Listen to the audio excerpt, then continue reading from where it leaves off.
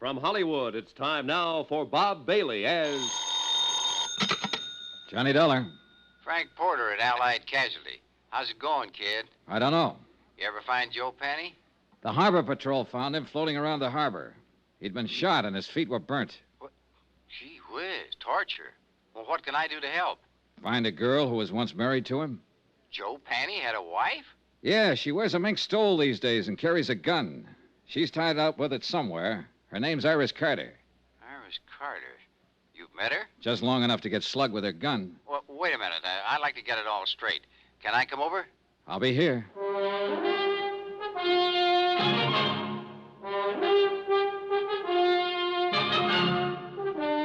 Tonight and every weekday night, Bob Bailey in the transcribed adventures of a man with the action-packed expense account. America's fabulous freelance insurance investigator... Yours truly, Johnny Dollar.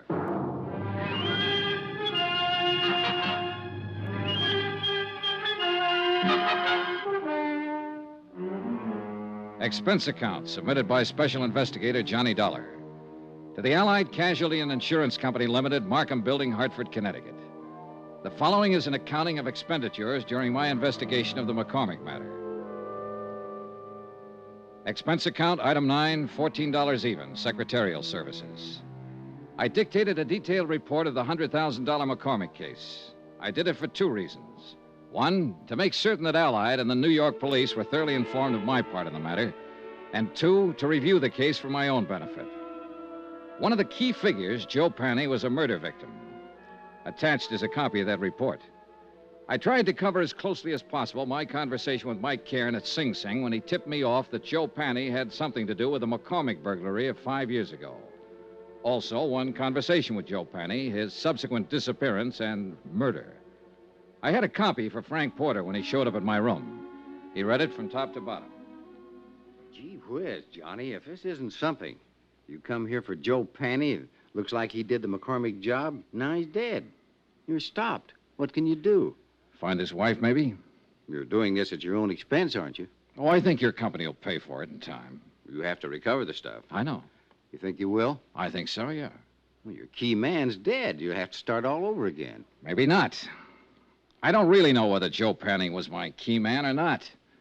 I still can't see a small-time auto thief working a big, slick safe burglary. Every indication is that he was the one. I know. I'd like to find that girl, Iris Carter, and talk to her about it.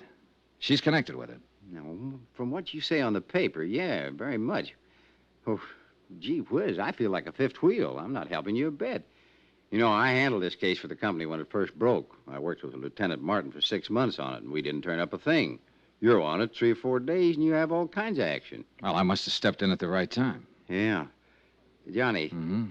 somebody gunned Joe Penny down. Now, I know you like to work alone and do things your own way, but be careful if you stay on this. I get worried when somebody starts shooting. Oh, sure. I didn't get that, though. What? If I keep on this, I wouldn't let it go now if my life depended on it. I'm going to find that woman, and I'm going to find the stuff. Sure. Well, gee whiz. Don't let anything happen to you. I won't. I talked some more with Frank Porter about the case. He repeated his offer in the name of Allied Casualty to help if he could. I told him I'd take it up on it if anything came up at all. He left. I was at Central Police Station 10 minutes later. And 5 minutes after that, Lieutenant Dools Martin was calling for the medical examiner's report on Joe Penny's death. A uniformed man brought it in. Martin shoved it across the desk at me. The ME says Joe Penny's been dead about 48 hours or longer. 225 slugs right through the chest, penetrated both lungs, one through the neck. It's very neat shooting at that range. What range? Oh, at least 20 feet, maybe longer. Not many people shoot 25s that well. It's a little gun. A woman's gun. Yeah, that's what I'm thinking. Now, let's talk about that woman you saw around there that night. Now, you say it was Penny's ex. Yeah, Iris Carter. I don't know whether her gun was a 25 or 32. Well, think about it. I have. Now, look, don't get sore with me. It's just that she looks like better than ever for opening this case up. I put her on all points. Sorry I got riled. That's all right. Now, the ME thinks that Penny was killed before he was dumped in the water, possibly ambushed by someone he didn't know or didn't trust. If he's right about the range, that'd fit in. Someone who knew him would do it close up. Yeah. Hey, wait. You said his feet were burnt. Yeah, I got the pictures here to prove it. Yeah, take a look. And these are the glossies. Uh-huh. Now, these are the burns here, Dollar. Right here. Here and here. Yeah. Then he wasn't ambushed exactly. Look, I don't know what he was. But this is the crazy part. He was already dead when this happened. No rope marks on his legs or wrists. You don't sit still for burning, no matter how tough you are. It's fascinating, huh? Someone shot him down, then tried to make it look like he was tortured for information first. Cover up. He's supposed to look like he knew something or had something. And maybe he didn't know or have anything at all. Oh, how do you feel? Lousy. If the burning was cover up, then maybe the big search of his room was cover up, too, to throw us off. To throw you off. Not me. I wasn't in on it then. Yeah.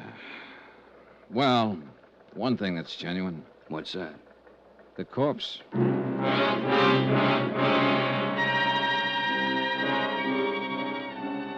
An hour and a half later, a witness was delivered to the office of Lieutenant Martin. His name was Edmund Thompson. He sold papers in the dock area. Both Martin and I looked at him twice, and I could tell both of us were doubting the credulity of anything he might have to say. Hi. Hi. My name's Martin. This is Mr. Dollar. Yes, sir. Glad to know you both. Now, would you mind telling us everything you saw the other night? Tuesday night. Yeah, it was Tuesday. Sure, why not? I saw this guy dumped in the water. We understand that. Can you tell us the circumstances?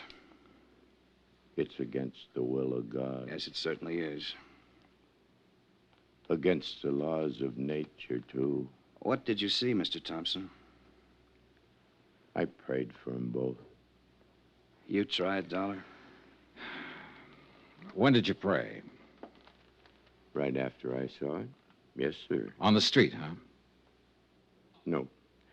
I was on the vacant lot. I was cutting across towards the dock. Oh. Then I see this car pull up. Long black car. A lot of chrome on it. This fella jumps out and goes around at the back. He opens the trunk, and he pulls this other fella out. Hoists him up, and he carries him over the dock. Then he just lets him go. Then you prayed. Then I prayed. I was a little too scared to do anything else. This car the man had. Long black one, a lot of chrome. Sedan or coupe? What's the difference? 2 seats or 1 seat? 1 seat. Happen to get the license number? Uh, All right, let that go. How about the man? Can you describe him? He stood there and looked down at the water and started himself a cigarette. Well, what kind of a face did he have? Dark, light, a mustache, what? A devil's face. Oh, swell. Now, what does that mean? A devil? Mr. Thompson, do you understand that we want to apprehend this man, that he's responsible for one man's death, and that he might harm someone else? I'll pray for him.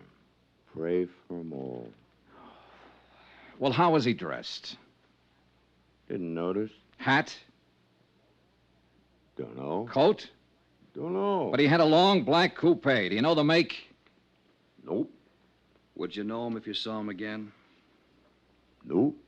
Look, when you saw him dump a body into the water, why didn't you notify the police? Why should I? It's police business. Let them take care of their business. I'll take care of mine. Any of you fellas got a cigarette on you?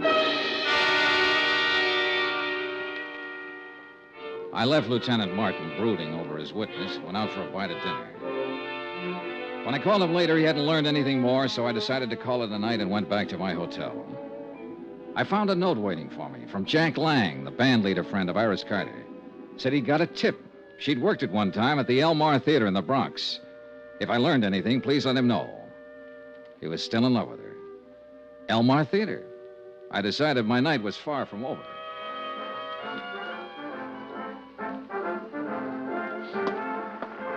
Hey, you. Buy a ticket out front if you want to look at the girl. I only want to see one. Her name's Iris Carter. Does she work here? I just told you, go buy a ticket out front. Just tell me this. Does Iris Carter work here? Is the name familiar to you? Have you ever seen her or heard of her? You give me any more trouble, I'll clouch. I told you go out front. Can't you answer a simple question? I'm looking for Iris Carter. Iris Carter. You don't have to yell at mister. He never heard of it. What? Call me a cop, Gloria. This Never mind, guy's Pop. giving me... Never mind. I'll take care of him. Come on, you.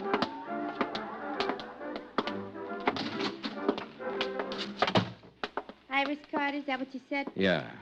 I gotta change. I gotta get back on in 5 minutes. Then I'll talk to you later. You haven't got much to say. Stick around. I'll change back to the screen. Okay. I'm Gloria Ward. Who are you? Johnny Dollar. What do you want with Iris Carter? I want to see her and tell her something. Tell me. Well, for one thing, her ex-husband's dead. What? Oh, better watch that screen. Oh. Say that again. Joe Panny, her ex-husband's dead. No kidding. That no good bum is really dead. Yeah. Where can I find her?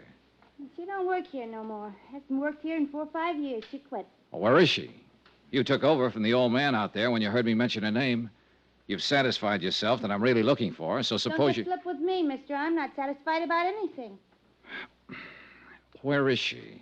She got herself married to a nice guy. Good for her. Is she in town? You sure you just want to see her and tell her Joe's dead? That's about it. I thought maybe she might be able to help me and the police find out who killed him. He was killed? 2 days ago. They found his body today. How do you know about that? Are you a cop? I'm an insurance investigator. And you have to see her? You want it put in writing? Don't get in a huff. What I'm getting at is this. Quick change, huh? Now listen. Iris is good. You know what I mean? And she's married to a nice guy now. Will any of this make her trouble? Not if she hasn't done anything wrong. Well, I can tell you she hasn't. If it does make trouble, it'd be a shame. She's set up nice, and I like to see a girl set well, don't you? Certainly. Well, I haven't seen her almost since she left here, but... Well, you look like a right kind of guy. I believe you. Thanks, Gloria. She lives out in Long Island now. Her name's McCormack. Iris McCormack. By the time I said goodbye to Gloria and walked out the stage door and got out into the alley, I thought I had most of it figured. The ex-wife of an ex-con married a wealthy Long Islander named McCormack. When the honeymoon was over, the safe was robbed. Walking out that alley, I was wondering whether to phone the police or Allied Casualty first.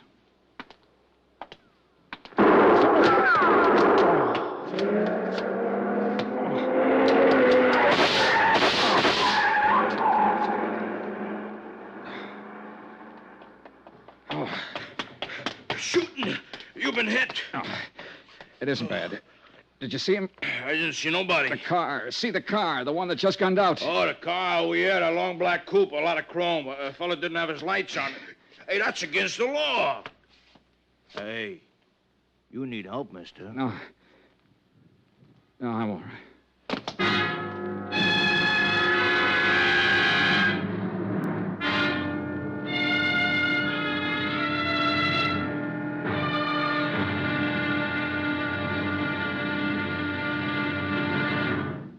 Now, here's our star, Bob Bailey, to tell you about tomorrow's episode. Thanks. Tomorrow, the end of the trail of a .38 caliber slug. Join us, won't you? Yours truly, Johnny Dollar.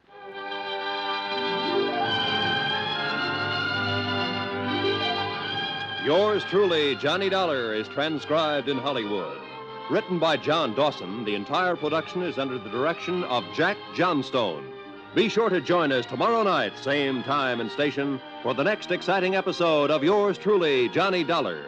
Roy Rowan speaking.